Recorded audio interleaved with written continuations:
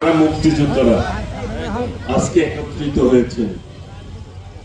আগামী বাংলাদেশ যার তার হাতে দিলে চলবে না, চলবে না। যাদের হাতে দেশ নিরাপদ, দেশের জনগণ নিরাপদ, তাদের এই দেশের দায়িত্ব দেওয়া উচিত।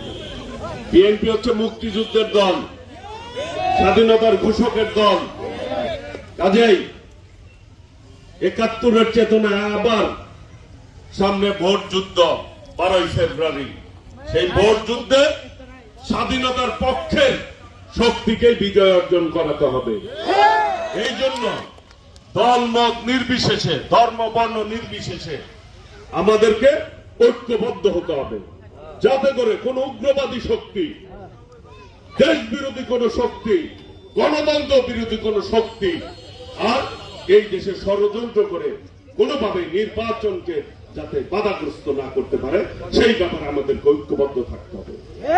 আগামীর বাংলাদেশ হবে ধানের শীষের বাংলাদেশ, আগামীর বাংলাদেশ হবে মুক্তিযুদ্ধের বাংলাদেশ, আবার আগামীর বাংলাদেশ হবে গণতন্ত্রের বাংলাদেশ। আমরা সকলে মিলে ঐক্যবদ্ধভাবে সামনের বাংলাদেশ গড়ে তুলব। দেশ নায়ক তারেক রহমানের নেতৃত্বে মুক্তিযুদ্ধের মূল চেতনা ছিল গণতন্ত্র। যে গণতন্ত্র দিয়েছেন শহীদ রাষ্ট্রপতি জিয়াউর রহমান, স্বাধীনতার মহান ঘোষক।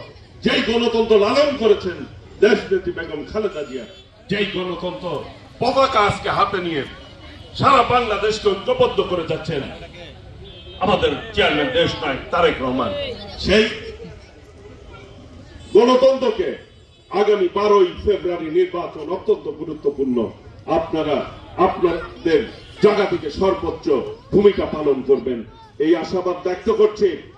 দেশ নায়ক তারেক রহমান যেটি বলেছেন, ভোট দিব ধানের শীষে, দেশ গর্ব মিলেমিশে। আজকে আমাদের স্লোগান হচ্ছে দিল্লি নয়, পিন্ডি নয়, নয় অন্য কোন দেশ, সবার আগে বাংলাদেশ। এই বাংলাদেশের জন্য আপনারা মুক্তিযুদ্ধ করেছেন, আপনারা জীবন দিয়েছেন, জীবনের ঝুঁকি নিয়েছেন। কাজেই আগামী দিনে সেই বাংলাদেশকে সামনে নিয়ে আমরা পথ চলবো এবং সকলে মিলে ধানের শীষে ভোট দিব। নাকি ভোট দিব কিসে? ভোট দিব কিসে?